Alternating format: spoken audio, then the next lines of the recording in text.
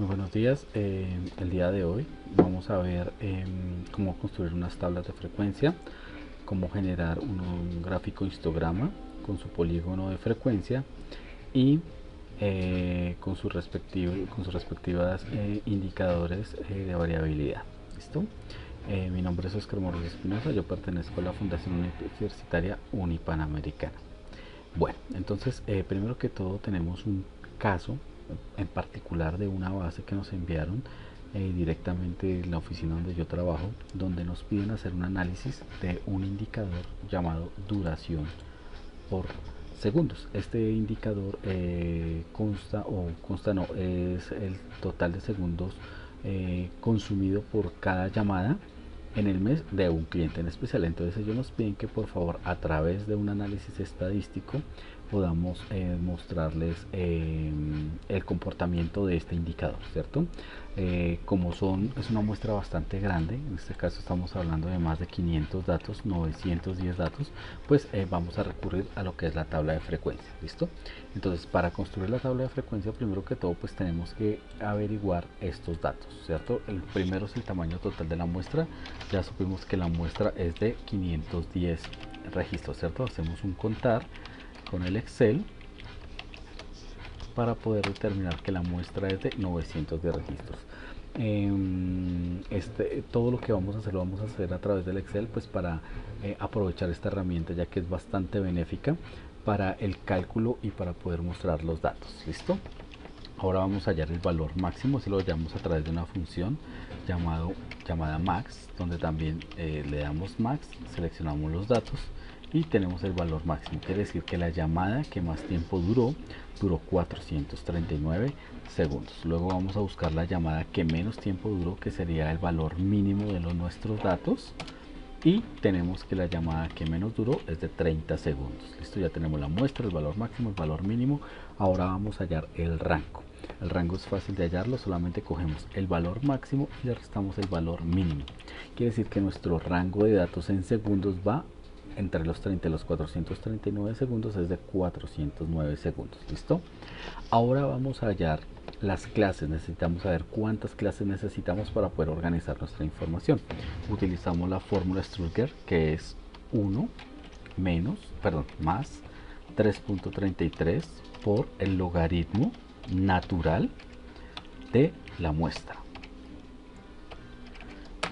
Cerramos paréntesis y nos dice que nuestras clases o las clases que necesitamos para este análisis es de 10,85. Como no puedo yo partir las clases, es decir, no puedo segmentarlas, entonces lo que hago es acercarla al entero más próximo, que en este caso sería 11.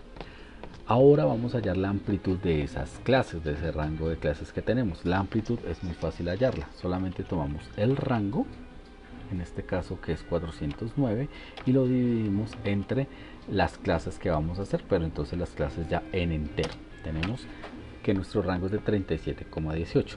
Como estamos trabajando números enteros, pues lo mejor es que si trabajamos números enteros, pues manejemos también amplitudes en entero. Si estamos trabajando con decimales, pues la acerquemos al decimal más próximo para trabajarla en decimales, pero que sean cerrados, para que todos nuestros datos puedan estar implícitos en las clases. Entonces este rango, este 37, lo acerco a 38, que es mi número entero próximo, ¿cierto? Entonces ya tengo el total de clases y tengo 38, va a ser la amplitud de esa clase, ¿cierto? Entonces aquí en la columna acá vamos a incluir nuestras clases. Listo, aquí ya tenemos nuestras 11 clases, que fueron las que nos pidió el ejercicio. Listo, ahora tenemos que hallar el valor mínimo y el valor máximo de cada una de esas clases. Entonces para la primera clase, pues sabemos que el valor mínimo es el con el que arrancamos nuestros datos, y el valor máximo tiene que aumentar la amplitud, es decir, es el valor mínimo más la amplitud, pero yo tengo que tener en cuenta el límite inicial del rango. Entonces en este caso le descuento 1 para poder tener en cuenta el límite, y quiere decir que mi valor máximo de esta clase es de 67. Para mi segunda clase lo que hago es coger el valor máximo y sumarle 1 más, que es donde inicio este segmento, y lo finalizo también con con el valor máximo, que es en este caso este que está acá arriba, sería con aumentarle a este el rango, la amplitud, perdón, y descontarle el valor, el límite, ¿cierto? En este caso, como voy a seguir utilizando esta fórmula, pues entonces bloqueamos el rango, que siempre va a ser el mismo, y ya me aumenta el siguiente valor. Entonces lo que hago es completar hacia abajo la fórmula para ya tener todas las 11 clases.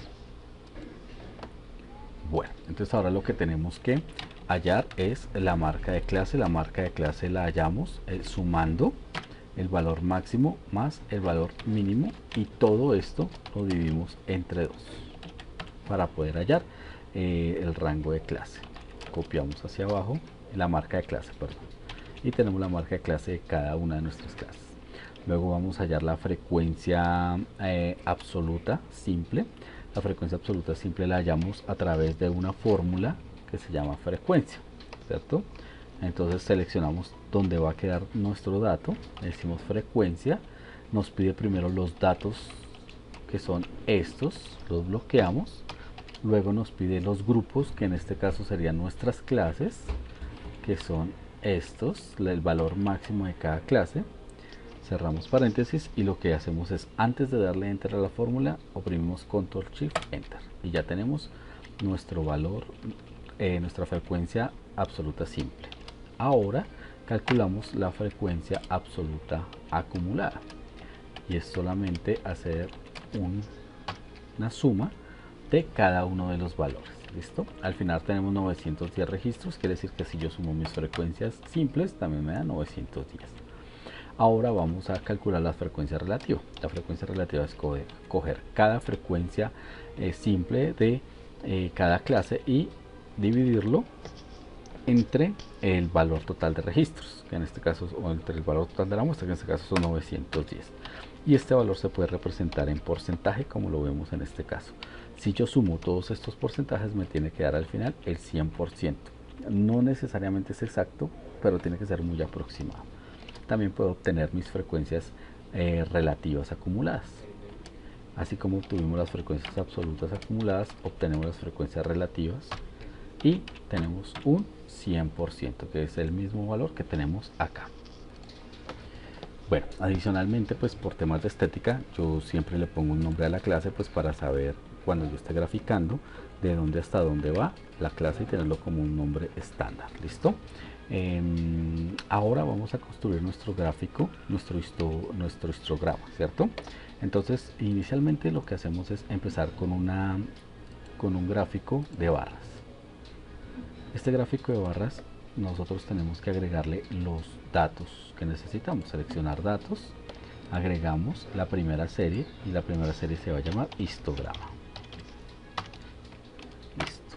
Ahora vamos a coger los valores de la serie, que serían la frecuencia relativa absoluta simple de cada una de las clases, ¿cierto? Siempre cojo desde el comienzo para poder graficar el 0. Ahora colocamos los nombres de clase, pues para saber a qué clase me estoy refiriendo. ¿Listo? Aceptar. Ahora vamos a agregar la siguiente serie. Vamos a seleccionar otros datos y la siguiente serie va a ser el polígono de frecuencia, ¿cierto? Seleccionamos los valores del polígono de frecuencias, que va a ser la misma frecuencia relativa simple de cada una de las clases. Como ya seleccionamos estas clases, ya no es necesario volverlas a seleccionar. ¿Listo? Y tenemos este gráfico, que es un gráfico de doble barra, pero este gráfico de doble barra así a simple vista no es un histograma, entonces tenemos que arreglarlo. Entonces primero vamos a la serie azul, que estamos hablando del histograma, y le quitamos el ancho para poderlo modificar. ¿Listo?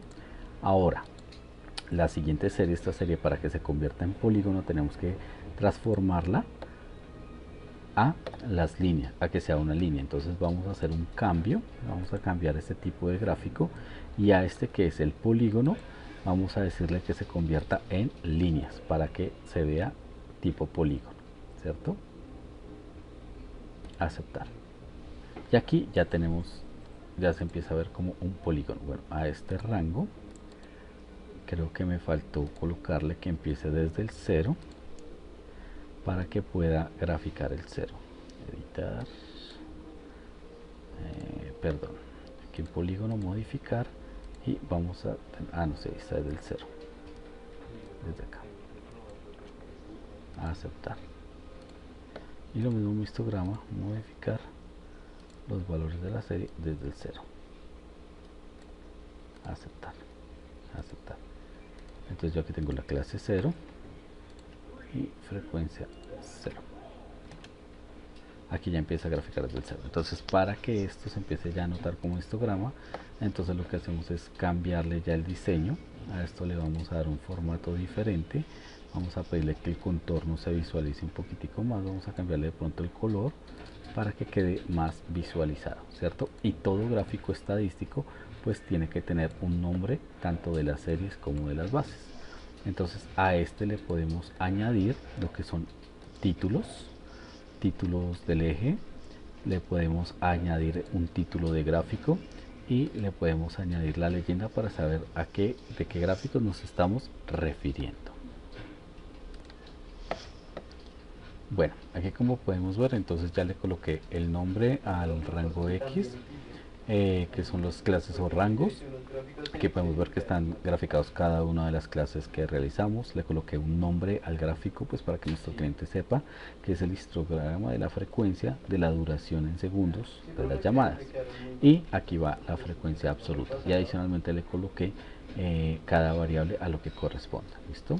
Para estos casos también es importante hacer un gráfico en Py, un gráfico circular, un gráfico circular. Entonces vamos a insertarlo, vamos a hacer un gráfico circular, vamos a hacerlo sencillo, donde le vamos a decir que los datos que necesito que grafique sean igual.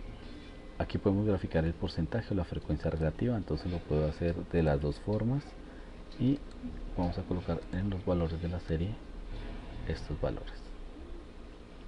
La supervivencia es y aquí ya lo que tenemos es que empezar a arreglarlo. Solo que algo pasó en el... bueno, aquí tenemos que... Perdón, aquí tenemos que poner estos que son los datos y aquí modificamos estos datos, la frecuencia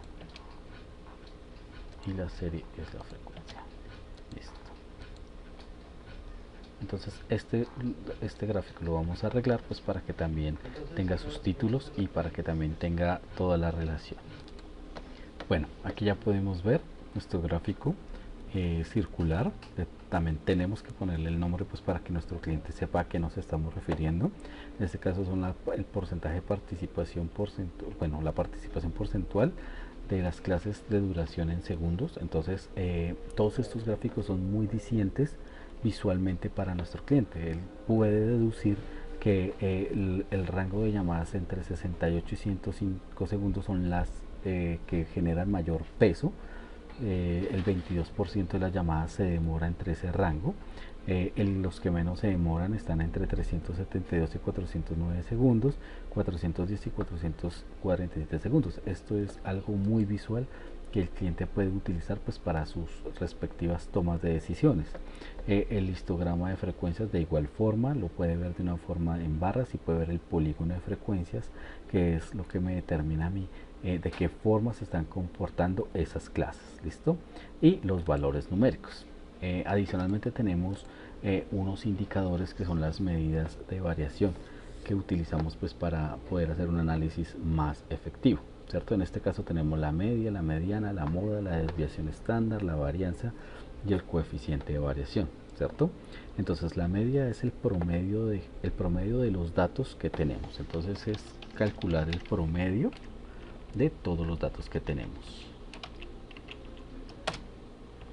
Quiere decir que en promedio una llamada se está demorando 147,91 segundos, haciendo todo el promedio general. La mediana, en este caso, la mediana que tenemos aquí, la podemos determinar como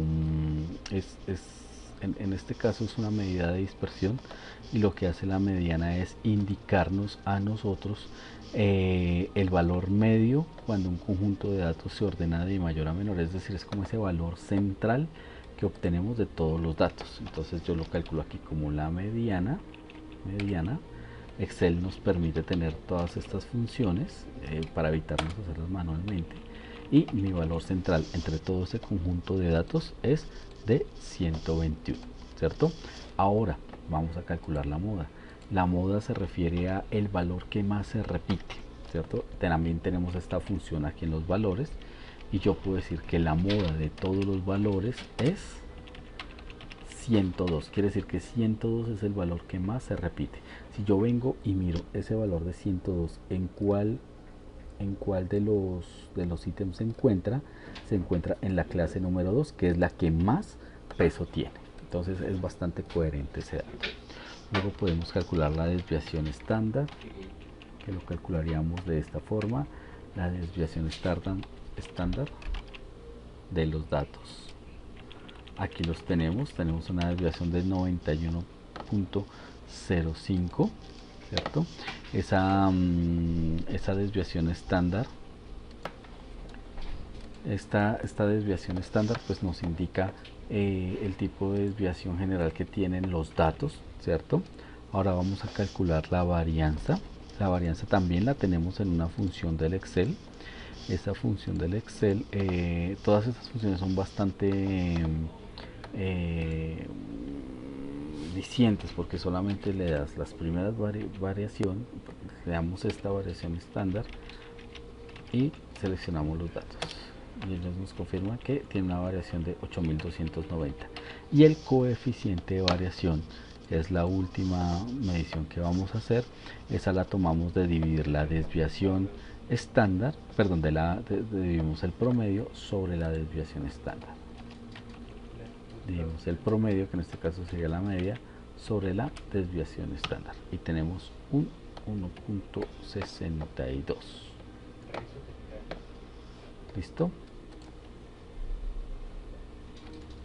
Entonces, todas estas medidas de correlación o estas medidas de variación o estas medidas de dispersión, digámoslo así, son las que nos indican cómo es la dispersión y cómo es la variabilidad de los datos, es decir, qué tan dispersos, qué tan separados están de los datos. Entonces ya con esta parte, este ejercicio se lo podemos entregar directamente a nuestro cliente y él ya va a poder hacer un análisis para la toma de decisiones. Como vemos, estas tablas de frecuencia son bastante prácticas y eficaces a la hora de tener una muestra tan grande como son en este caso 910 datos, que hubiese sido imposible mostrarlos de manera literal. Muchísimas gracias, hasta luego.